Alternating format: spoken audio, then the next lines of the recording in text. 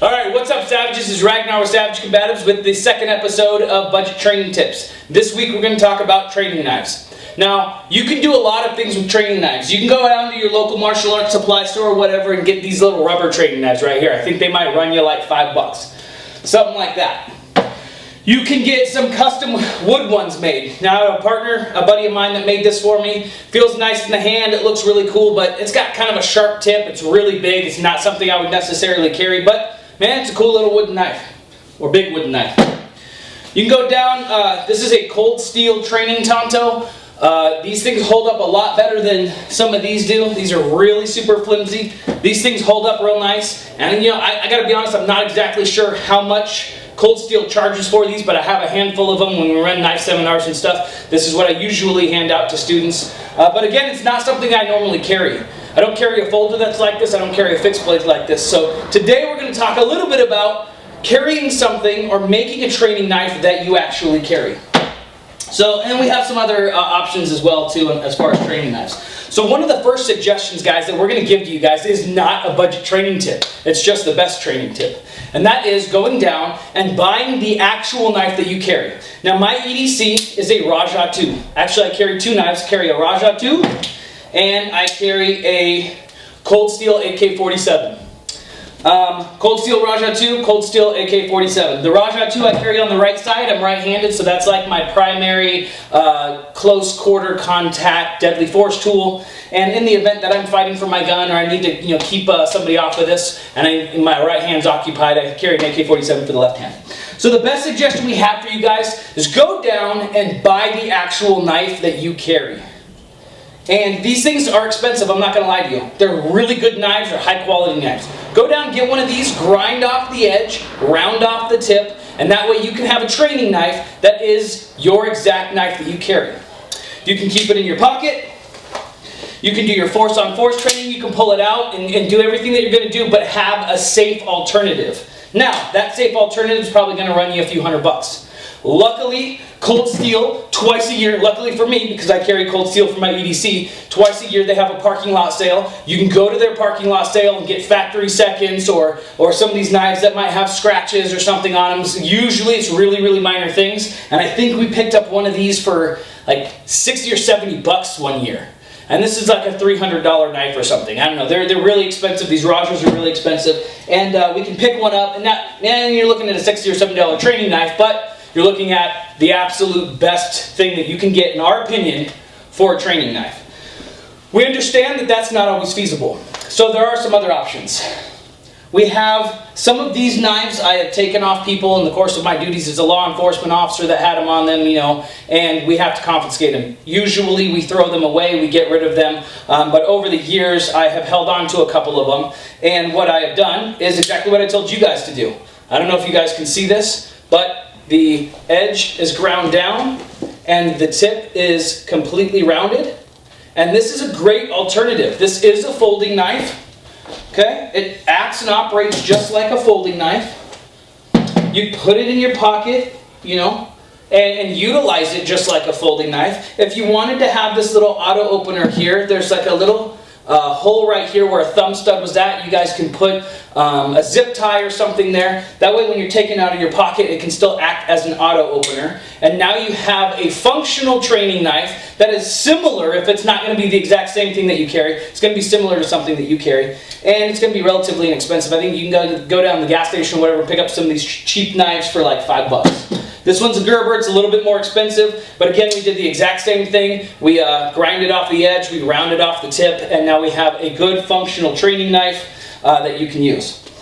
Alright, so we've established that the little bit more expensive option is going down and actually getting your knife. A little bit less expensive option is maybe going down and getting one of these. But we think the best option, particularly if you guys are going to do force-on-force training, is making your own safe training knife based on the exact model of your knife. So here's what we're going to need for that, guys. You're going to need a standard cutting board, a plastic cutting board, okay? Wood is not necessarily going to work for this, not work as well. Everything that we've done has been off of plastic. You guys can go down and get a white plastic cutting board, go down to Salvation Army or any thrift store or anything like that. Usually they're $5, they're relatively inexpensive. come back, and you can make probably 10 or 15 knives with that. We're going to show you how to do that. You're going to need Velcro, particularly the soft side of Velcro, and what we get is the sticky back Velcro. And I'm going to show you what we're going to use that for a little bit later on in the show. We are going to need some sort of cutting tool. Ironic enough that we are making training knives and you're going to need a cutting tool. So you can use your guys' knife, that's fine. We have a cold steel tough light here, and this is kind of like our X-Acto knife. This is what we use. I mean, you can see this thing is pretty gosh darn beat up. We use this thing for pretty much all of our utility stuff that we need. So I'm going to use a utility knife for cutting the Velcro. And probably one of the more expensive things that you guys are going to need is some sort of saw. You're going to need a jigsaw or some sort of saw to be able to cut out what you're going to do on your cutting board. And, you know, we didn't bring it out right here, but you're going to need some sandpaper. I'll show you where the sandpaper comes in right as soon as we cut this out. All right, guys, so what you're going to do, and lastly, lipstick. And I'll show you where the lipstick comes in. Pretty much it. White cutting board, definitely get something used because it's going to be a lot less expensive. Go down and get some Velcro. I bought a bunch of these, probably make like 100 knives, $6. I got this at Walmart. This is a little cheap lipstick. I'll show you where it comes in later. It's going to run you less than $1. This thing's going to be the most expensive. If you don't have a saw like this, go borrow one from a neighbor. Or you can rent one from Home Depot, something like that. I'm trying to get you guys to be able to make these things for as least expensive as possible.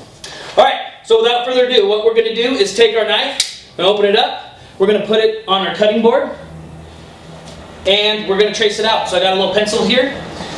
I'm going to put it on the cutting board so I can make best use of my cutting board here, guys.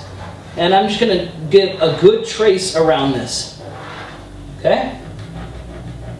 I don't care if you do this with a pen, if you do it with a Sharpie, it really doesn't much matter. Just as long as you get a good trace of your knife. Okay?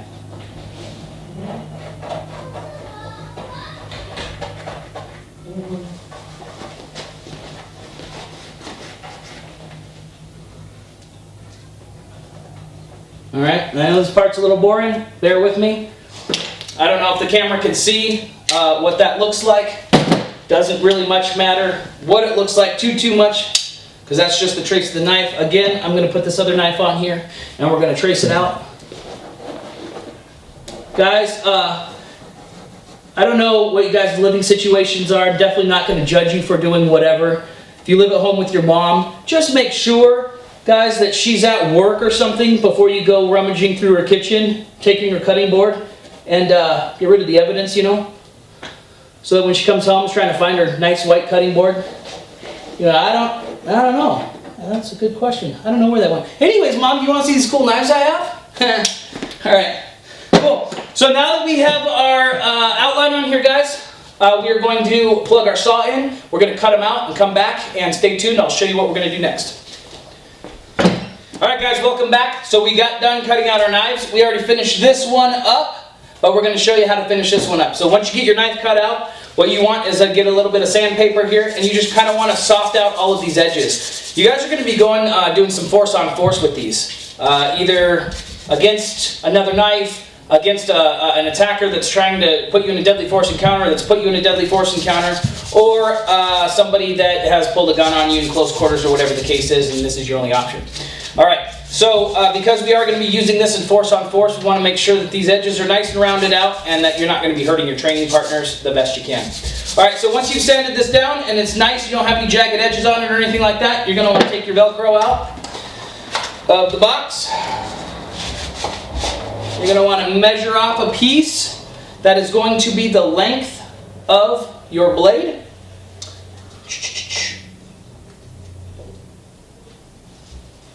About right there. Let's see here. About right there. Cut it to length. This is the kind of cool thing about this. You guys can put this right down on your knife because it's a cutting board after all.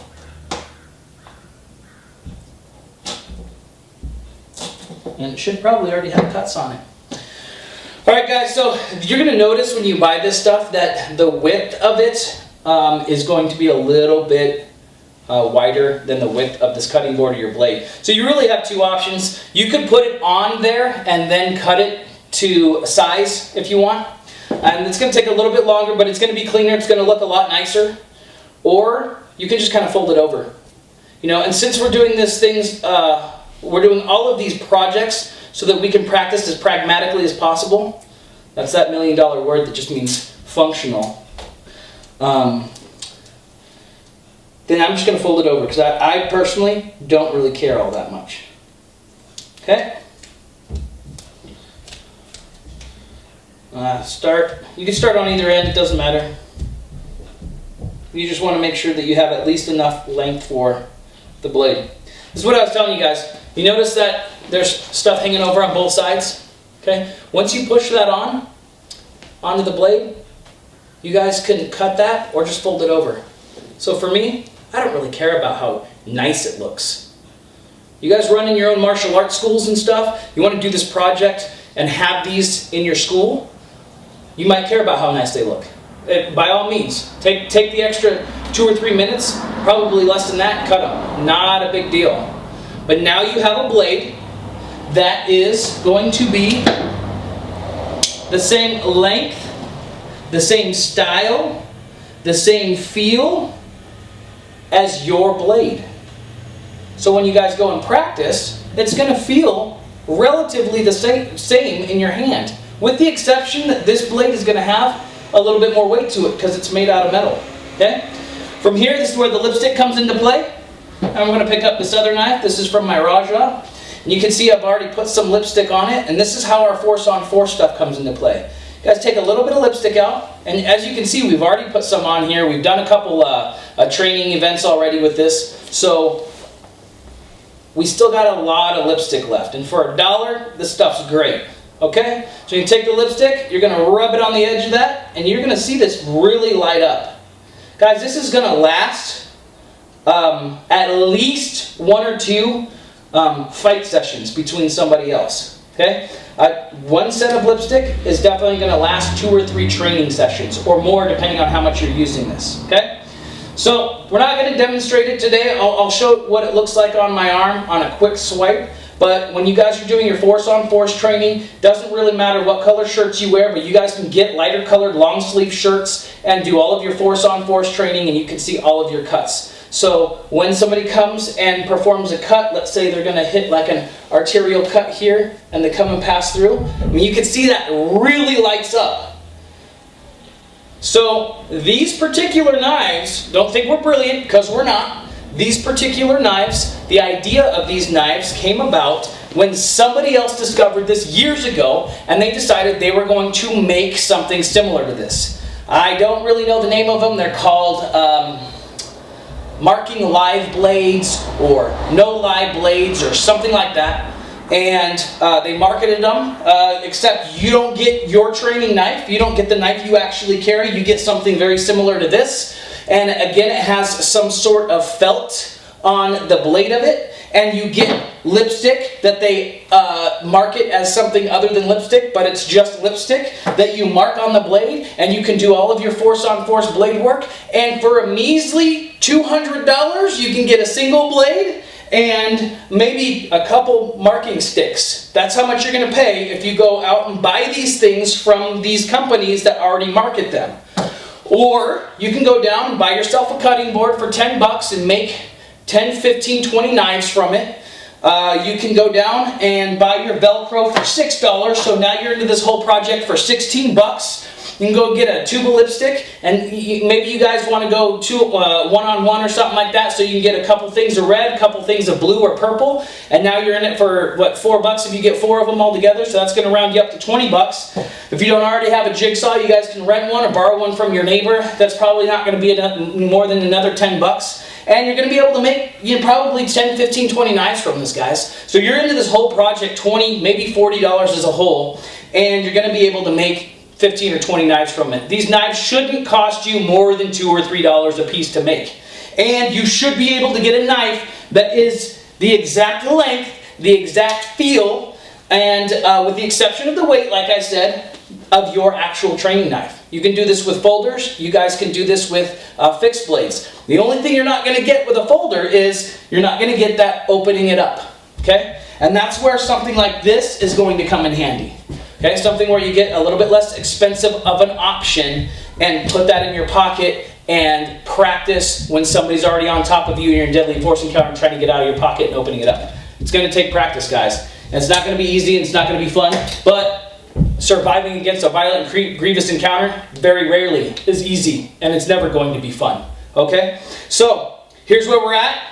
All of the options that I gave you for different types of training knives. The best option, in our personal opinion, for doing all of your force-on-force training, martial arts instructors or combatives instructors, guys running your own schools, this is a great training tool. In my personal opinion, we've been using this for years in all of our combatives training, and it's something that I think that you guys will get a lot of use out of too. If you have any questions or comments, go ahead and throw them in the comment section below. If you want to tell me I'm an idiot, hey, I welcome all that stuff too. As always, guys, stay savage. I'm home now, as home as I'll ever be. Oh, close your eyes and hold on to me.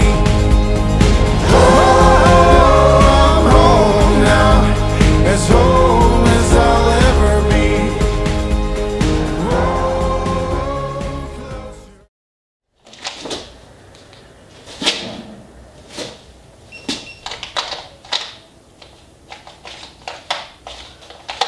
Check this out. You obviously don't have that around your belt. Came off. There you go. How about this?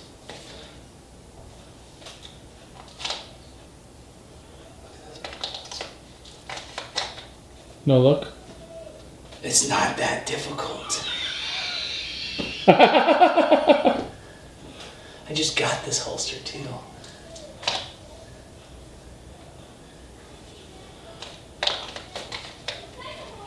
Magic.